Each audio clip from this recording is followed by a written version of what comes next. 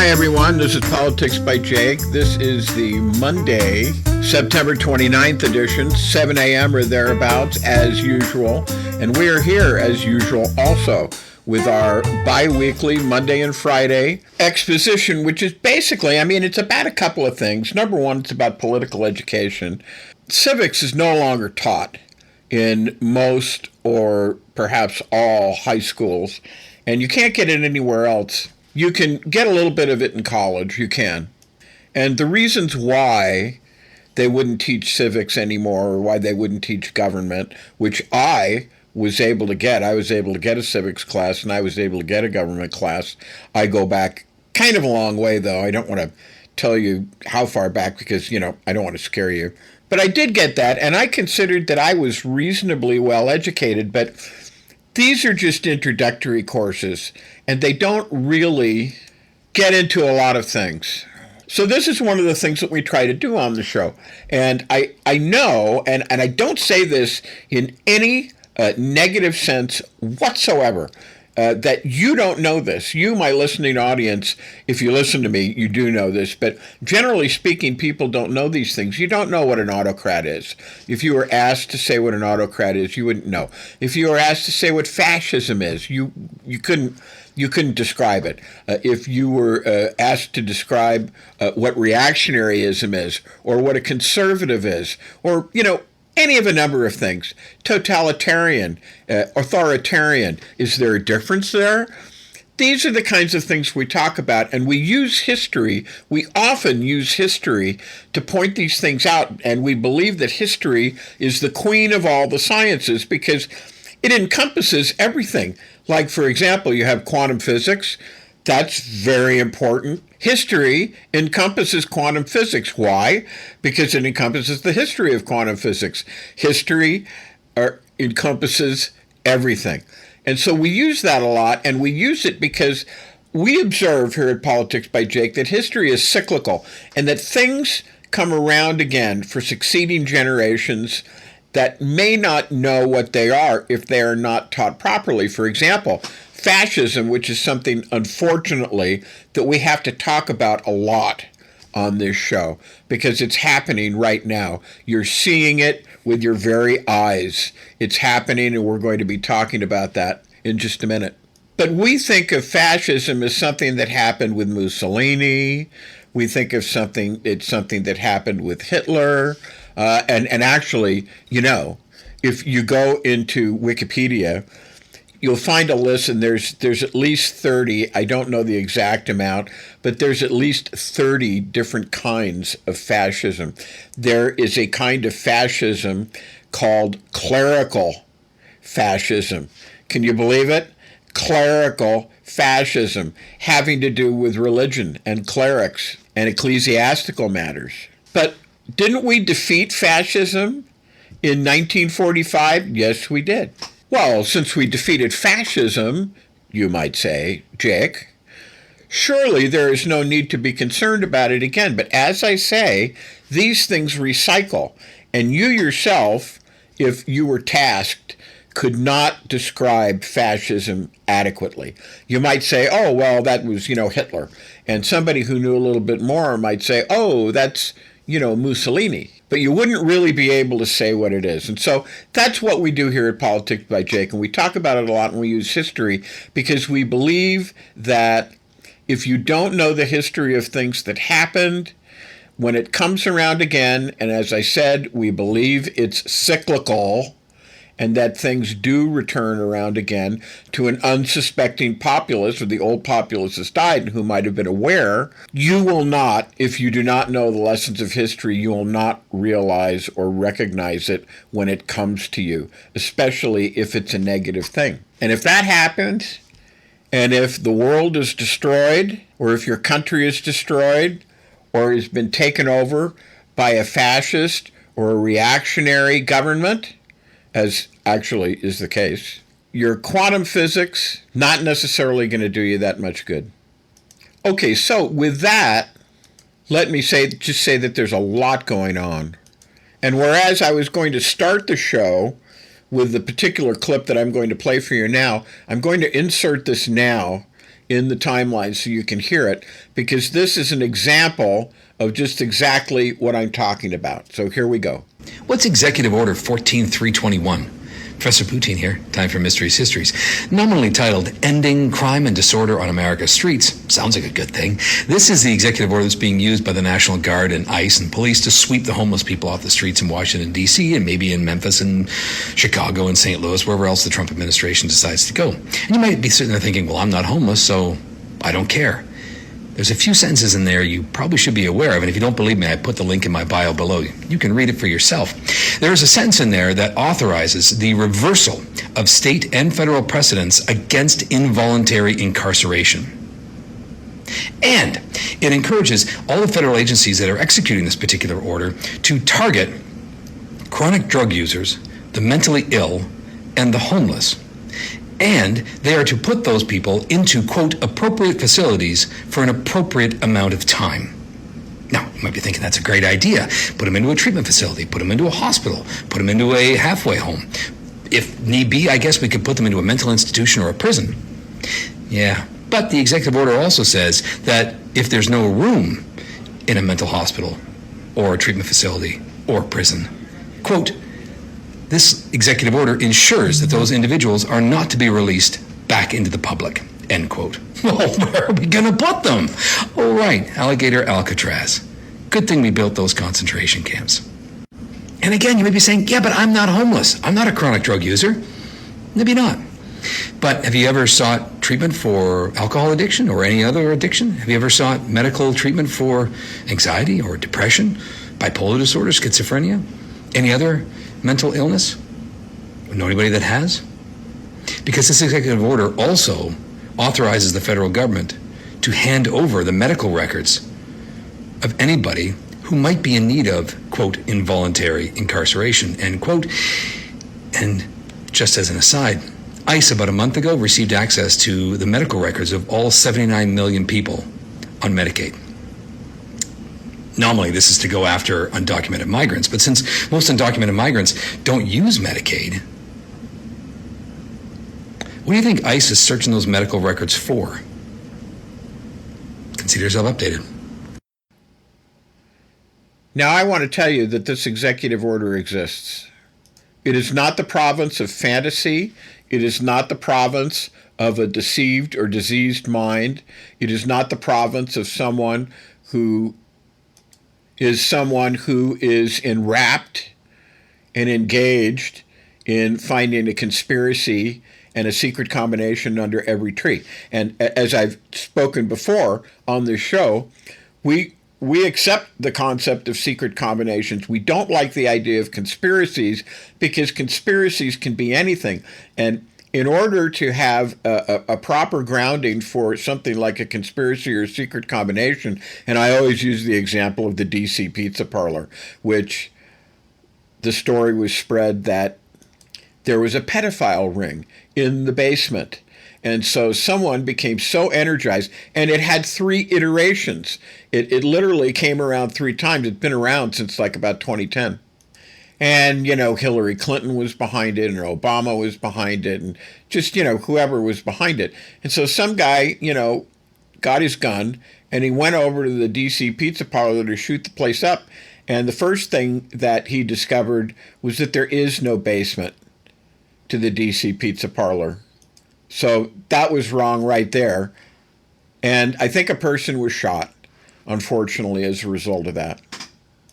But this is what I mean. These things have several iterations. They are designed specifically for the credulous, for people who easily are led, who can be easily made to believe basically anything, and to keep them in a state of excitement, in a state of fever, so that they are open to extraordinary solutions. But here at Politics by Jake, we say that extraordinary claims require extraordinary evidence. And going to the DC pizza parlor, which supposedly had a pedophile ring in the basement, and finding out that, in fact, the DC pizza parlor has no basement, that kind of blows things out of the water right there.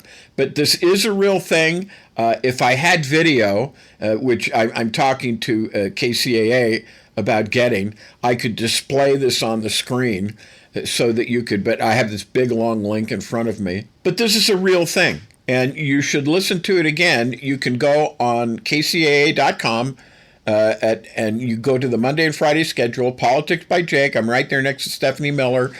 She's on at 6. I'm on at 7 a.m. in the morning. And there's a live stream of my show, and there's a podcast of my show. And you can either listen to the live stream or you can download it and listen to it whenever I want. And I encourage you not only to listen to my shows, but I encourage you to listen to that clip, because that is a real thing. And at this point, having thus said, let us take a break the station, sell a little soap suds or whatever it is that we're selling.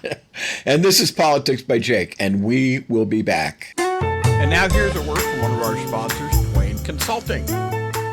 Hi, this is Jake with Twain Consulting. Let's be blunt, shall we? America is litigious. It's unstable, and it's financially weaponized. If your name is on everything you own, you're a sitting duck. At Twain Consulting, we help you vanish legally, ethically, and permanently. From land trusts to layered LLCs, we teach you how to restructure your assets so the predators can't see them and can't touch them.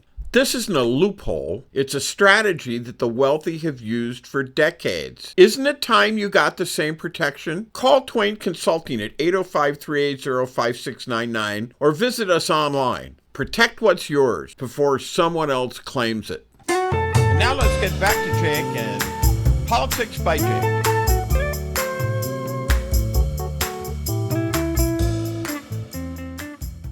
This is Jake, here to tell you the world is on fire, only you're not being told who actually lit the match. Politics by Jake, Mondays and Fridays at 7 a.m. on KCAA. All right, and this is Politics by Jake, and we are back. We have some news. Trump is ordering troops to Portland. Now, last week, and I didn't speak about this last week, some of my colleagues thought it was going to Memphis, and the idea is that any Democratic state with a Democratic governor is rife for this kind of situation. Now, you have the situation where Governor Pritzker warned Trump to stay out of Illinois, warned Trump to stay out of Chicago. That seems to have worked, but there are plenty of other states, there are plenty of other places to go. And now it seems like he's going to Portland. And it's full force. And of course, the idea here is this. First of all, Trump, honestly, is becoming paranoid, and he's becoming delusional. He's not fit to be the president of the United States.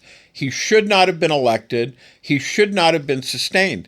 We've talked about the 14th Amendment, which is one of the Reconstruction Amendments, which is really the new birth of freedom, the 13th, 14th, and 15th Amendments. This is where the new birth of freedom in the United States lies. And the 14th Amendment, Section 3, most particularly and most notably says that if you've been found guilty, and I'm interpolating here, but obviously, in order to be found guilty, you would have to be found guilty by a court of competent jurisdiction, a court of general jurisdiction. Trump was found guilty of inciting, promoting, promulgating, and prosecuting both legislative and violent insurrection against the United States of America. And the court of general jurisdiction that found him guilty of this was the Colorado Supreme Court in a case entitled Griswold v. Anderson. I've spoken of this many times, but I'm going to speak about it again. And we're going to keep talking about it, and we're going to keep talking about all these other things. He shouldn't be president. He should be removed by acclamation by both houses of Congress. He should be removed now. And the mechanism exists to do it. Unfortunately, on January 6th, which is the day that the votes are tabulated, the Electoral College votes are tabulated. And incidentally, Trump is still going on about the 2020 election, that he actually won that, when in fact that he didn't. This is all delusional. A man who persists in delusional ideas against all evidence is paranoid, has a mental condition, needs to be removed from the presidency using the tools that have been given to us by the founding fathers in the Constitution and the related documents, the related statutes and rules, and so on and so forth. There's no cure for this. And in his paranoid state, he has, and again, this is something I talked about on the air I believe it was just the last show.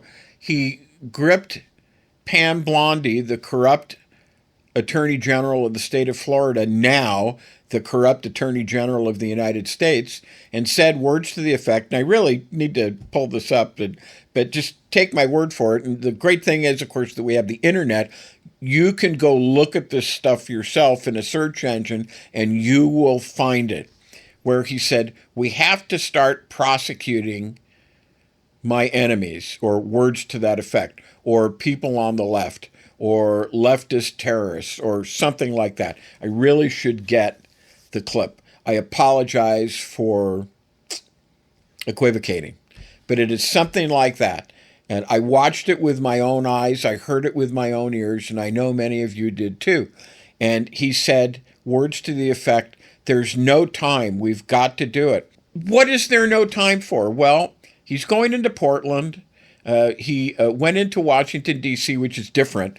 The District of Columbia is different as far as governmentally regulated. It's possible to federalize the District of Columbia more so than it is a sovereign state or any of the counties or regions or municipalities within that state. And by the way, the case is Griswold v. Anderson. That's the Colorado Supreme Court case. Excellently written opinion, because they knew that it was going to be looked at by the Supreme Court, and it was going to the Supreme Court in the guise of another case described as Trump v. Anderson. If you're wondering how Anderson fits into this, Anderson was the Secretary of State for the state of, for the state of Colorado. And if you look in that case, you will clearly see that Trump is found guilty of inciting insurrection. And the 14th Amendment, Section 3, says that if you have been found guilty of inciting an insurrection, you cannot, you absolutely, positively cannot, and it doesn't matter whether you're elected or not, you cannot hold any office, state or federal. And as I explained in last show, the Supreme Court stepped aside with this, didn't really address the issue, didn't deny that Trump had committed insurrection, but just said words to the effect, well, you know, a state can't make a determination whether somebody can run for a federal office or not. And this is the typical nonsensical Supreme Court shuck and jive and two-step. And so they said this, and he was allowed to run. And there are people who say, well, we don't believe that some dusty old document like the New Birth of Freedom and the 14th Amendment of the Constitution. We believe that the people who cite doesn't matter. It doesn't matter. If he's been found guilty of insurrection, he's disqualified. And he's been found guilty of insurrection. So he's disqualified. Again, read the amendment. And the only way that the disqualification can be removed is by an acclamation vote of 2/3 of both the House and the Senate. So it's not merely the House or the Senate. Both houses have to give a 2/3 vote removing that disqualification. And it's unfortunate that they chose not to do that. I heard that the Democrats did not do it because they thought it wouldn't test well, which is kind of a cautionary tale about the kind of Democrats we have in office. But as I've also said several times, the kind of Democrats we have in office, they're not really my kind of Democrats. I mean, I wouldn't kick them out of bed, I guess, for eating crackers. But we need Democrats who are not beholden to the same corporate and oligarchic interests that the Republican Party, and I use the word Republican loosely because these people like to conflate republicanism with conservatism, and these people are not conservatives. They are recently conservatives, for example. They believe in regular order. They believe in following the rules. They believe in slow organic change. They believe that laws should not be changed in the absence of extraordinary evidence. Conservative justices believe in stare decisis, which means let the decision stand. You don't overturn settled law just for any old reason. Res judicata is the companion doctrine, means the thing has been judged. If the thing has been judged, you don't need to judge it again.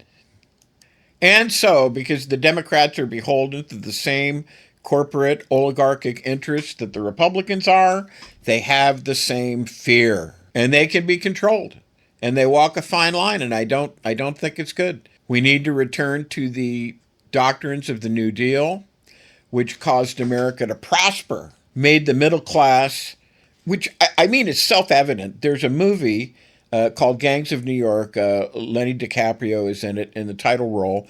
And through ways and means in the script, as the movie goes on, the Leonard DiCaprio character discovers that he has a vast following and that he can control politics. And he makes the statement at one point, he says, "We have an army." And it's true. There is an army new, and there is an army now, pardon me. And Roosevelt knew that. And the New Deal sustained and upheld the middle class as the great economic engine of the United States. And the United States has prospered during the reign of the middle class like it never has before. And therefore, it was necessary to dismantle the New Deal and to find Democrats like Bill Clinton, for example, who are willing to be beholden to corporate interests for the sake of their entitlements and the sake of their prestige and the sake of their job. It was Bill Clinton who conspired with the Republicans to destroy welfare. And forever after, Bill Clinton was hailed, and he's still alive, was hailed as a person, the kind of Democrat that the Republicans could work with. Oh, that we had other Bill Clinton who would completely destroy a social safety net program like welfare.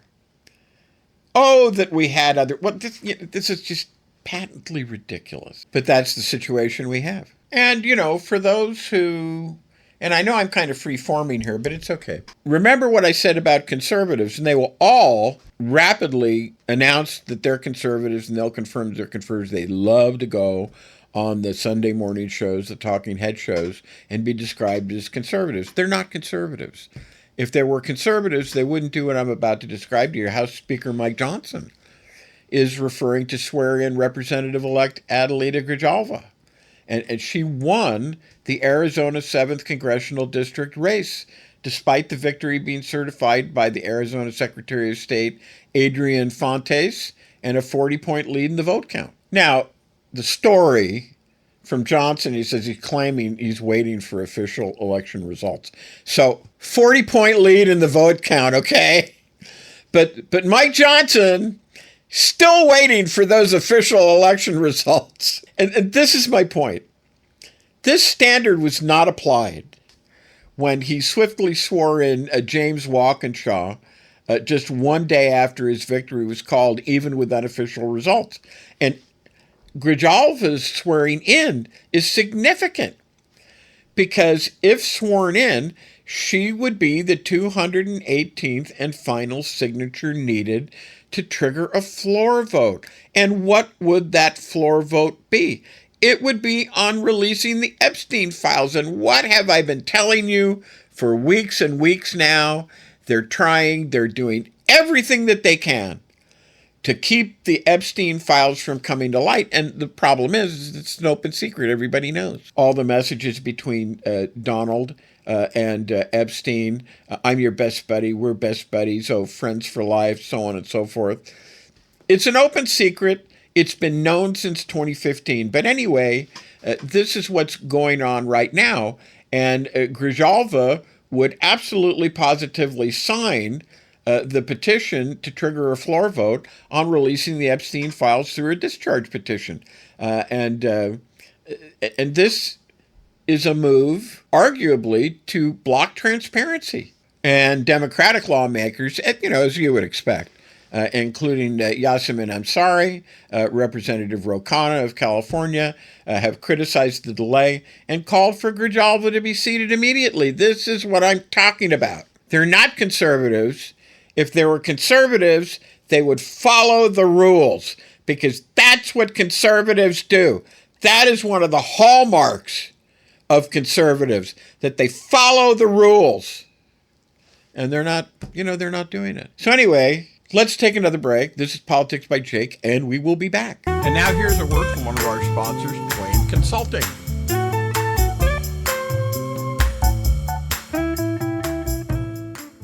Hi, this is Jake with Twain Consulting. Imagine, if you will, having the power to disappear from the prying eyes of creditors, identity thieves, nosy strangers, all while protecting what you've worked so hard to build. That's what virtual invisibility offers. It's not magic. It's smart legal and business strategy to shield your assets and privacy so you can live free, confident, and in control. Most people think that asset protection is only for the ultra-wealthy, but it's for anyone who wants peace of mind and financial security, including you.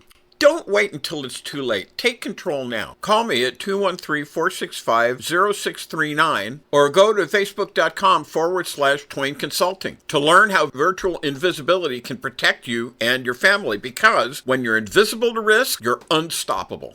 Now let's get back to Jake and Politics by Jake.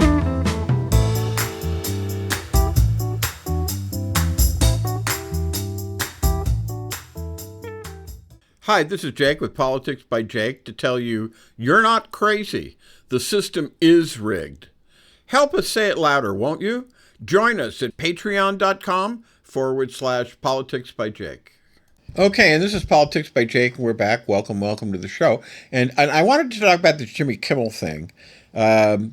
We have a story that Disney shareholders are demanding answers following the short-lived ousting of Jimmy Kimmel, alleging that the late-night talk show host's removal may have amounted to capitulating to government pressure.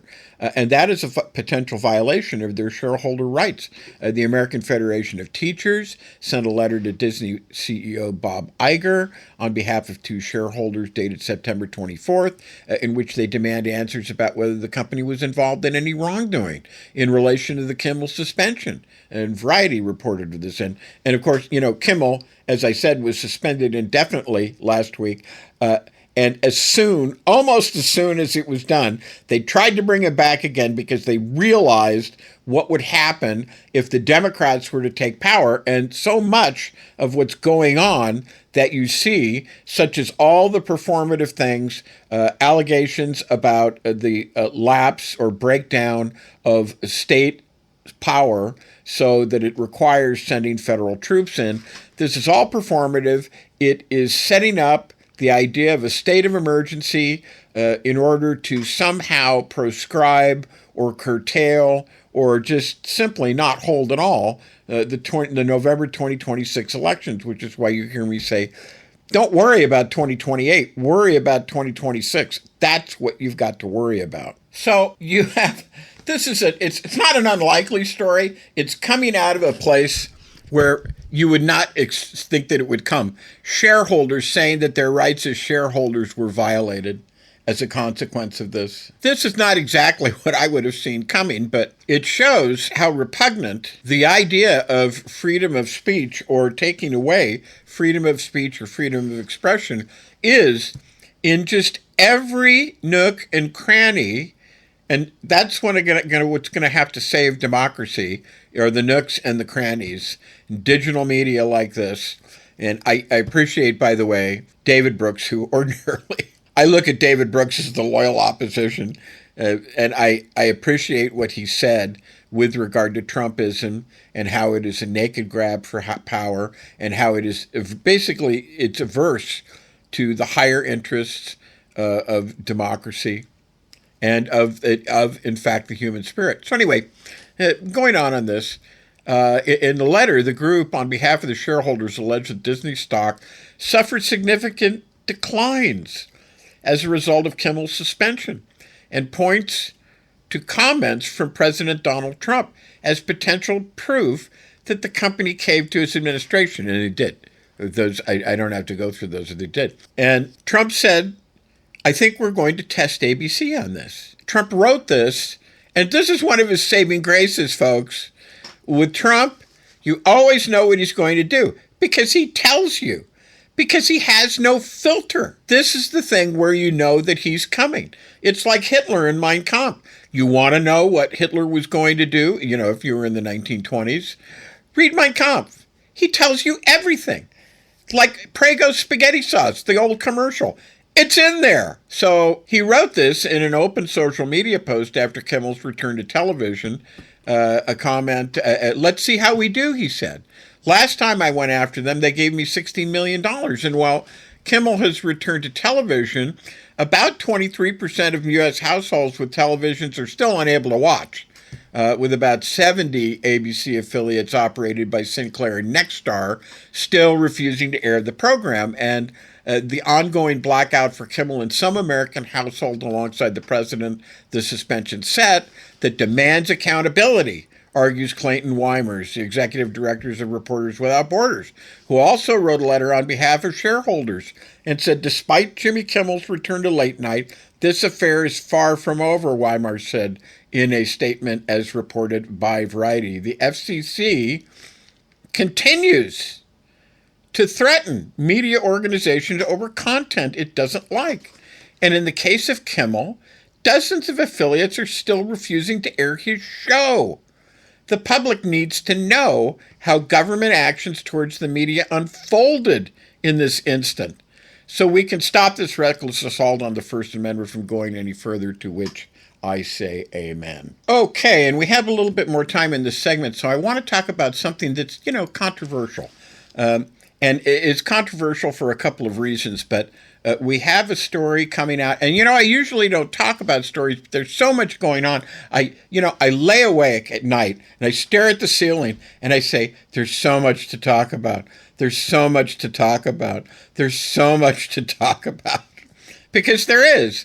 And yesterday, you have, it was on Friday, you have Israeli Prime Minister Netanyahu, Benjamin Netanyahu, addressing the UN General Assembly. And now this is going to be controversial, what I'm going to say, but I want you to listen to me. After being repeatedly condemned as a war criminal by other world leaders during the United Nations General Assembly current meeting in New York, Israeli Prime Minister Benjamin Netanyahu had his turn to speak on the world stage on Friday, and representatives from dozens of countries walked out as Netanyahu approached the podium where he delivered a defiant defensive address. And he said, we're not done yet. The final elements, this is him talking, the final remnants of Hamas are holed up in Gaza City. They vow to repeat the atrocities of October 7th again and again and again, no matter how diminished their forces. That is why Israel must finish the job. That is why we want to do so as fast as possible. And hours before his speech, the Prime Minister's office announced that his address to the UN General Assembly would be broadcast live on loudspeakers aimed at Gaza from the Israeli side of the border. Netanyahu made clear that his intended audience ranged well beyond the chamber, reading a message first in Hebrew and then in English to roughly 20 hostages still believed to be alive in Gaza. And he said, our brave brothers, this is Prime Minister Benjamin Netanyahu speaking to you live from the United Nations. We have not forgotten you. Not even for a second. The people of Israel are with you. We will not falter and we will not rest until we bring all of you home. Netanyahu also said his speech was being streamed live to the cell phones of Gazans. So, to the remaining Hamas leaders and to the jailers of our hostages, I now say, lay down your arms. Let my people go. A little biblical there. Free the hostages, all of them. The whole 48. Free the hostages now. If you do, you will live. If you don't, Israel will hunt you down. And he went on to recount some of the things that they've done in the past year. He held up a map and he displayed the last year of threats against Israel connected to Iran. He listed off what he said were successful military and counterterrorism campaigns against them, carried out through the last 12 months using a black marker to cross them off. Over the past year, he said, we've hammered the Houthis, including yesterday. The prime minister said, we crushed the bulk of the Hamas terror machine. We crippled Hezbollah, taking out most of its leaders and much of its weapons arsenal. You remember those beepers, the pagers? We paged Hezbollah, and believe me, they got the message, and thousands of terrorists dropped to the ground. And he thanked President Donald Trump by name for helping Israel strike Iranian nuclear sites in June, saying they had eliminated a moral threat to the civilized world.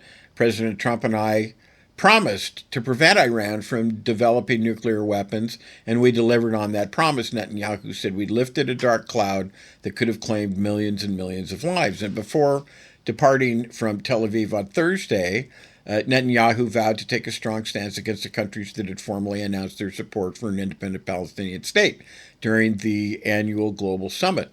And he said, I have a message for you leaders. When the most savage terrorists on earth are effusively praising your decision, you didn't do something right, you did something wrong, horribly wrong. It will be a mark of shame on all of you. So, in addition to the frosty reception from the heads of state that are opposed to Israel's ongoing military campaign in Gaza, Netanyahu also faced protests while in New York. There were some statements if Mamdani had been the mayor, he would want to arrest them. That's an interesting thing that we might talk about profitably.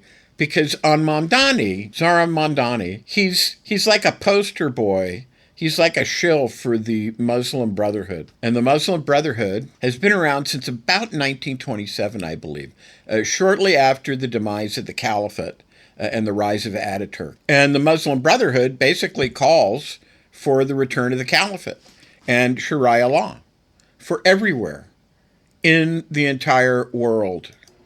And at this point, let's take another break, and we will be back for another segment of the show. And this is Politics by Jake. And now here's a word from one of our sponsors, Twain Consulting.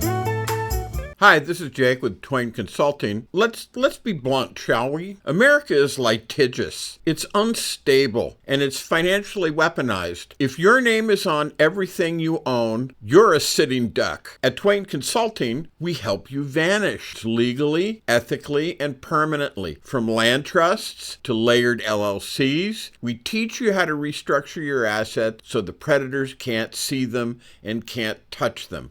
This isn't a loophole. It's a strategy that the wealthy have used for decades. Isn't it time you got the same protection? Call Twain Consulting at 805-380-5699 or visit us online. Protect what's yours before someone else claims it. And now let's get back to Jake and Politics by Jake.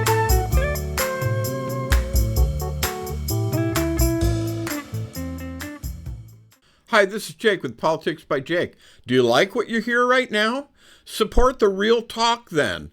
Go to patreon.com/Politics by Jake right now. Every dollar helps fight the noise. All right, and this is Politics by Jake, and we are back. And how shall I say this? I was talking about the Muslim Brotherhood. I just want to give you a little bit of background. I did give you some background. They come out of the fall of the Ottoman Empire, as I explained in the last segment. And the Muslim Brotherhood, as I said, their outlook says that all states, all Arab states, certainly, but really, certainly, all states, they're all illegitimate. They don't exist because to them, and this is what they want to impose upon the world, the only real state is the caliphate. And the caliphate, of course, was the fusion of the secular and the religious that occurred in the Ottoman Empire, which existed from about the time of the fall of Constantinople in 1453 AD to about 1918, 1919, something like that, maybe a little into the 1920s. They stick to that. The only state to them is the caliphate. They stick to Constantinople, which went extinct, as I say. Best I can do on that is like the 1920s. They've got to restore that. That's their duty. Their duty is to put the whole world under Sharia law. The whole world. They have a referendum on that. It's very similar. They tried that in Egypt, and they had an election, and you weren't told that the election was basically one man, one vote, one time. And they elected a guy who would advance, who is in the employ and in the keeping and belief of the Muslim Brotherhood, and allowed himself to be elevated into power for that. And actually, it was them behind it all. One man, one vote, one time. That's not democracy. That's contrivance. That's creating a situation where you can angle and get your candidate in so that you can say, okay, no more elections. Gee, just like Trump in 2026, right? And that's what he's doing. That's what they're doing. The civic institutions of the United States and of the world are the things that will have to save the world now. Fascism is within our borders. Sinclair Lewis, the writer of the famous novel It Can't Happen Here, stated words to the effect, and I hasten to add that there is no place where he actually said that, but when you reduce his writings to, if you wanted to reduce them to a saying, the saying would be this, that when fascism or Nazism comes to America, it will be holding a Bible and it will be wrapped in the flag. I urge you to read that book.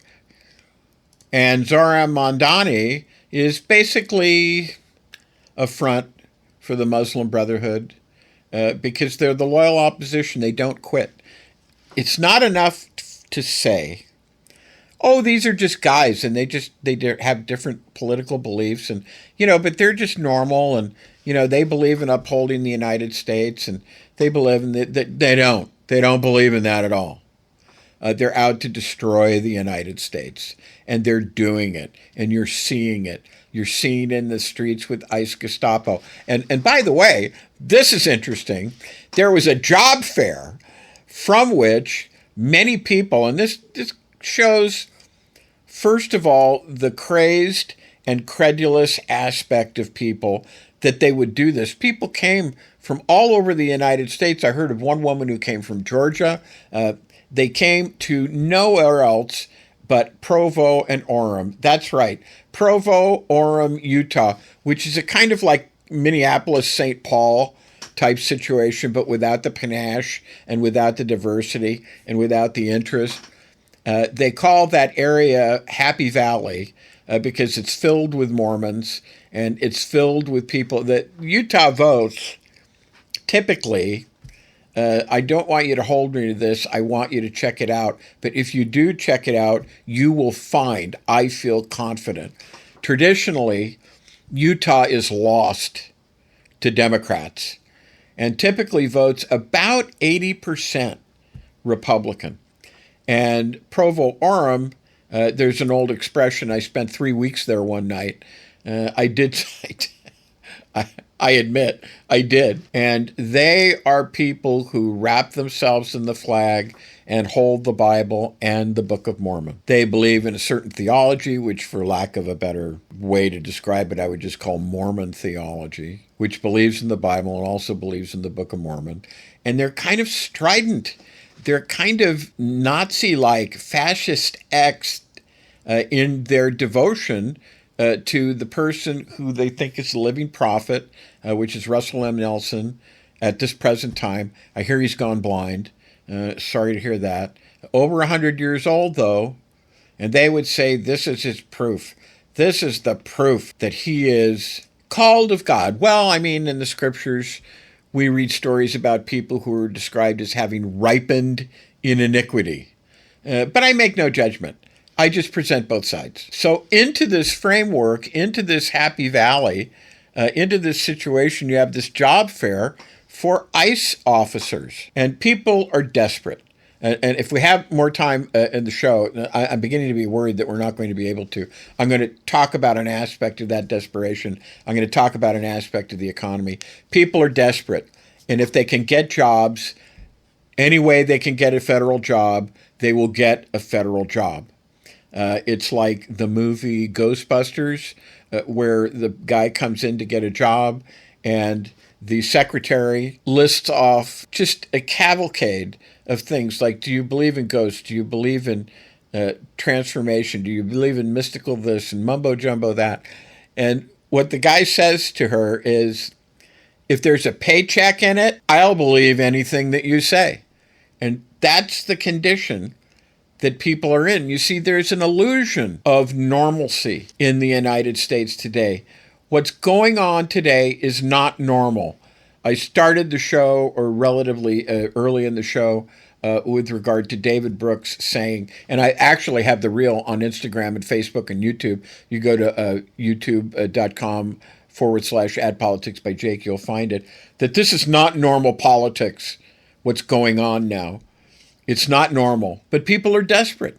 And so they're considering things like this. And then, other than the people who are desperate, you have these people who are like Francis in the movie Stripes that I have talked about before as being characteristic and typical of a certain kind of person who was kind of crazy in the movie. And I recommend the movie. Bill Murray, Harold Ramis, funny movie, just excellent movie. I recommend that you watch it. And in it, there's this character named Francis, and they call him Psycho, because he is. And at a certain point, when they have to go into communist-held territory to rescue their sergeant, they're in the armory, they're loading up weapons and ammunition, and someone walks up to Francis, who is known as Psycho, and says, so, how do you feel about this? Are you excited to be seeing some action? And Francis says, all I know is that finally I'm going to get to kill somebody. And that's what you have in these ICE Gestapo officers. They're not good for anything else. They don't receive that much training. Many of them, and I was a police officer, and I have seen people like that on the forces that I was on. I was also a correctional officer at one time in my career. I kind of have had an occupational arc that is law enforcement to law and to business. So they had this job fair because they need to hire at least 10,000 more ICE Gestapo officers.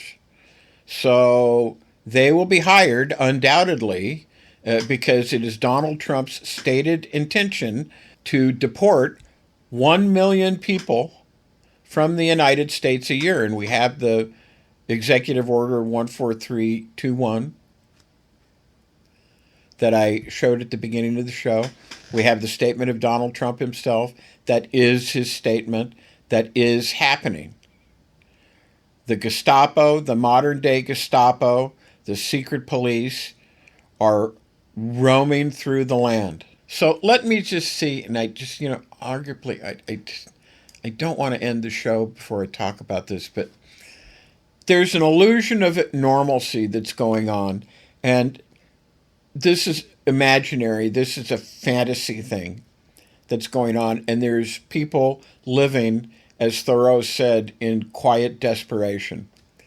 And Mark Zandi of Moody's reported in an article not too long ago, not like yesterday, not like 2 days ago, but very recently, that their recession was a high risk. And he named the states, and there's 22 states, plus D.C., that are classified as recession high risk. That's 23 jurisdictions out of 51, which is about 45%. There are 13 states that are treading water. 16 states are in expansion. And the high-risk states, 21 states plus D.C., are either in recession or at high risk. The growth, the Yahoo Finance confirms the number at around 21 states and D.C. They're seeing negative economic growth. Some states are described as treading water, as I said, rather than outright recession, and that means borderline or weak growth or mixed signals. And also industries like manufacturing, agriculture, federal employment are in contraction, which means they're closing up. When you contract, you close up, you shrink. Or they're at heavy risk in many states. Not all states equally, but the patterns are widespread. So what recession or near recession means. High risk, the word, when you hear the phrase high risk or in recession, some states are doing worse, some states are doing better. Being high risk means economic headwinds and weak data. States could be measured by different metrics. They could be measured by job growth, state GDP, industrial output, employment, consumer income. What recession means in one state might look different in another. Timing matters. Data lags, revisions, sectoral performance. One bad quarter doesn't always translate to overall recession. Traditionally, the traditional definition of recession is 3/4 of negative growth. So one quarter, and I agree with that. I would have to agree with that from a definition standpoint. One bad quarter doesn't necessarily mean you're going to have a recession. It is a cautionary note. Federal and state policy, geography, industry mix, these all skew things. The tech-heavy states versus agriculture-heavy states. So these blanket numbers, they hide nuance, but the bottom line, based on latest estimates, is around 20 to 23 states and D.C. are either clearly in recession or under strong risk. And that's 40 to 45% of the state. If you include those who are treading water, which means weak growth or borderline, the number edges up, likely to about half the states, depending on your threshold. Obviously not a unanimous recession. Many states are stable or they're growing slowly. States in D.C. is identified as in or high risk is something that maybe we can talk about on the next show, but we are out of time. I welcome you to this show. Thank you for listening. This has been Politics by Jake for Monday, September 29th, 2025. We're going into the week. I hope it's a good week for you, and I hope you will see me on KCAA and wherever you get your podcast for the next episode, which will be October 3rd, and God willing, we hope you will be there. Bye now. And now here's a word from one of our sponsors, Twain Consulting. Hi, this is Jake with Twain Consulting. If you think owning things in your own name keeps you in control, think again. In today's world, lawsuits, taxes, and predators are everywhere. That's why the smart money hides in plain sight. We help you to build legal firewalls, LLCs, land trusts, private contracts that protect your assets while keeping you invisible. Call Twain Consulting today at 310-997-2204. Find us on Facebook at Twain Consulting. That's facebook.com/Twain Consulting. Protect what you've built before someone else takes it. And now let's get back to Jake and Politics by Jake. Are you tired of the noise and the spin? Do you want the real story behind the headlines? I'm Jake, and this is Politics by Jake, where I tell you what they won't. And now, we're going even deeper, and I need your help to keep doing it. Join me on Patreon and support independent political analysis that doesn't pull punches. You'll get insider breakdowns, you'll get bonus clips, and first access to new content. So go to patreon.com/politics by Jake. That's patreon.com/politics by Jake. No filters, no fluff, just the truth. Let's do this together. The world is unraveling fast. Governments are weakening, markets are crashing, chaos is looming. You need more than hope. You need a plan. Collapse Protocol gives you the tools to protect your assets, secure your future, and survive the storm. Don't wait for the collapse to hit. Prepare now. Visit Twain Consulting at facebook.com/Twain Consulting or call 213-465-0639. Collapse Protocol, your shield when everything else fails.